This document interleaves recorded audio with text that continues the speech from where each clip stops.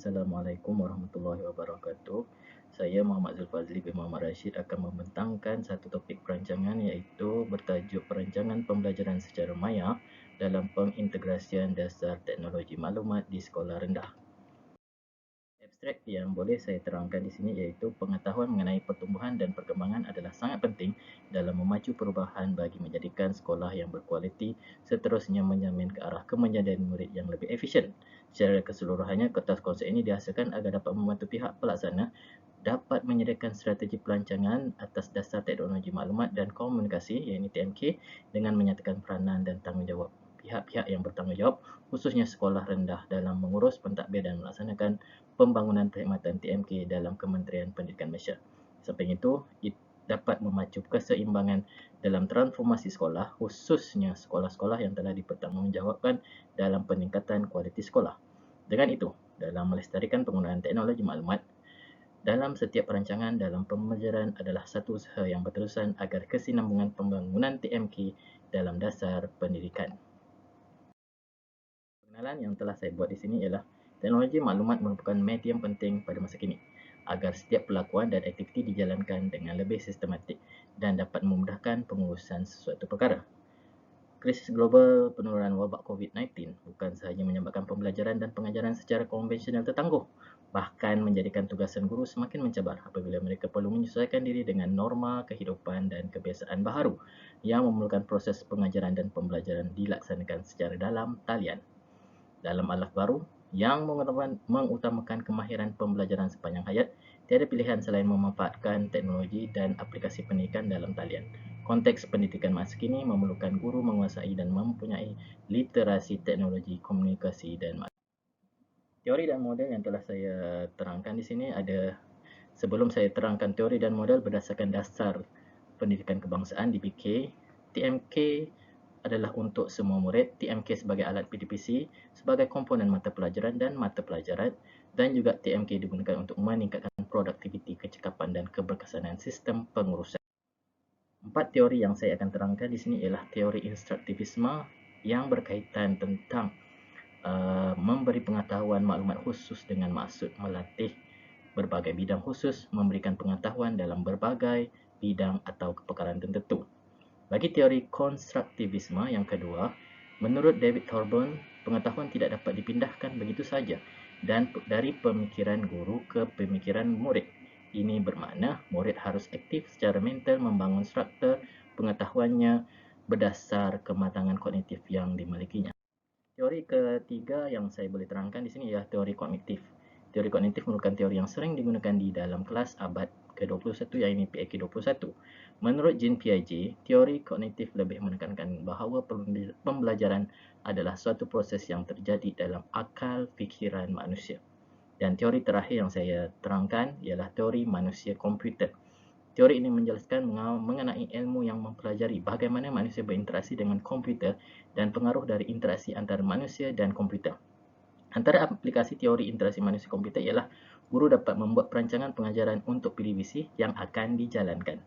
Teori ini memfokuskan kepada penggunaan komputer atau medium interaktif dalam melaksanakan PDBC yang berkesan. Model TMK yang saya terangkan ialah Model of Success of ICT yang berkaitan dengan latar belakang, keinginan, kemahiran TMK, infrastruktur, institusi dan pengajaran. Inilah salah satu model yang digunakan dalam membangunkan pembangunan TMK yang berkesan.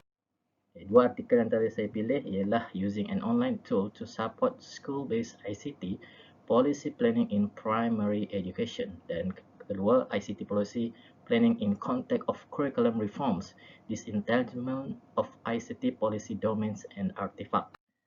Okey, kajian literatur saya pecahkan kepada dua. Literatur pertama ialah dalam rancangan dasar TMK, sekolah menerangkan harapan, matlamat, kandungan dan tindakan mengenai penyatuan TMK dalam pendidikan.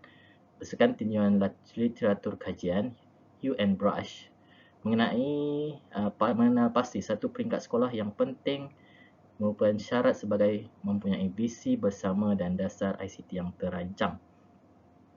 Dan kajian literatur kedua menerangkan Perancangan dasar TMK dan penyusunan rancangan dasar TMK berasaskan sekolah baru-baru ini mendapat perhatian kerana dapat bertindak sebagai penggerak untuk integrasi TMK yang berjaya.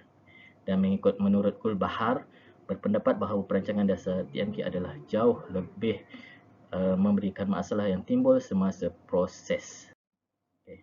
Perbincangan yang boleh saya laksanakan di sini ialah menurut Mistol, penambahbaikan sekolah menunjukkan bahawa proses membuat rancangan dasar adalah lebih penting daripada produk ataupun rancangan sebenar. Okey, syarat-syarat yang dibentangkan di sini ialah syarat pertama, visi sekolah pengajaran dan pembelajaran adalah sangat penting. Syarat kedua, perancangan dasar TMK sebagai proses yang berterusan. Dan syarat ketiga, dasar perancangan TMK harus menjadi proses kolaboratif yang memerlukan pelibatan semua guru. Manakala artikel kedua menjelaskan peranan proses perancangan dasar TMK, iaitu sementara projek pendidikan kes yang lebih luas difokuskan mengenai pelaksanaan kurikulum TMK Flemish yang baru secara umum. Persoalan kajian dalam artikel ini menunjukkan bagaimana sekolah rendah mengembangkan dasar TMK tempatan dengan fokus pada 5 TMK yang berbeza, domen polisi yang digariskan di atas dan mengenai penglibatan guru dan kepemimpinan atau isu pengurusan. Dapatan kajian pertama berdasarkan artikel pertama iaitu berkaitan dengan visi mengenai pendidikan yang baik. Langkah pertama dalam persekitaran Pictos menawarkan sekolah peluang untuk merumuskan visi berdasarkan pasukan mengenai sifat pendidikan yang baik berkaitan dengan integrasi TMK. Rancangan dasar TMK harus berlandaskan visi pendidikan dan sekolah kemudian mempersoalkan falsafah utama pembelajaran mereka dan arahan dan mengenal pasti bagaimana TMK dapat menyokong visi ini dalam membuat keputusan dan kesinambungan berdasarkan data. Dan dapatan kajian kedua menerangkan 5 jenis domen polisi berkaitan dengan TMK. Yang pertama, pembangunan visi TMK. Kedua, dasar TMK keuangan. Ketiga, dasar TMK mengenai infrastruktur. Keempat, dasar pengembangan profesional perterusan TMK.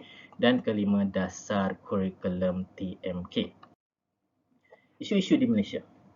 Isu-isu di Malaysia menerangkan mengenai yang saya kenal pasti ialah persediaan guru-guru yang membincangkan mengenai bidang pembelajaran dalam talian masih belum mencapai pada tahap yang memuaskan dan mereka perlu lebih fokus dalam hal berkenaan.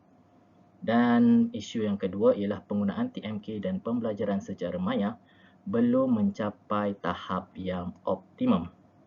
Hikmah pembelajaran masa PKP ini iaitu PDPR, KPM harus merencana dengan lebih teliti di masa hadapan. Pembelajaran secara maya ini dapat dipraktikkan lebih baik dan dapat direalisasikan menjadi sekolah yang boleh mengikut rentak revolusi industri keempat. Implikasi bagi perancangan ini ialah peningkatan TMK, pemberdayaan Professional Learning Community PLC di kalangan warga sekolah dengan pelbagai aktiviti dalam peningkatan kemahiran bersama rakan sekerja terutamanya dalam TMK dipraktikkan. Peningkatan kedua ialah peningkatan capaian internet. Malaysia melaksanakan Pelan Jalinan Digital Malaysia iaitu Jendela yang dana disumbangkan oleh pemberi perkhidmatan dan dikendalikan oleh Suruhanjaya Komunikasi dan Multimedia Malaysia SKMM yang berperanan mengenal pasti lokasi terutamanya di kawasan luar bandar yang kurang liputan internet. Dan implikasi terakhir ialah pembelajaran berasaskan pasukan.